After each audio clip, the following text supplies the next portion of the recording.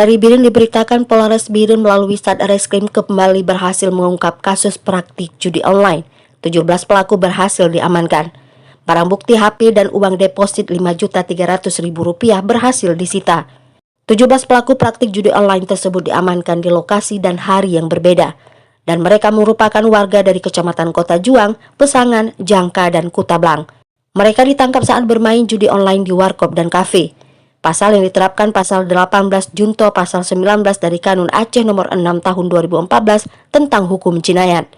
Pasal 18 diancam dengan ukubat takzir cambuk paling banyak 12 kali atau denda paling banyak 120 gram emas murni atau penjara paling lama 12 bulan. Pasal 19 diancam dengan ukubat takzir cambuk paling banyak 30 kali atau denda 300 gram emas murni atau penjara paling lama 30 bulan. 17 pelaku tersebut tidak ditahan, mereka hanya wajib lapor 2 kali dalam seminggu.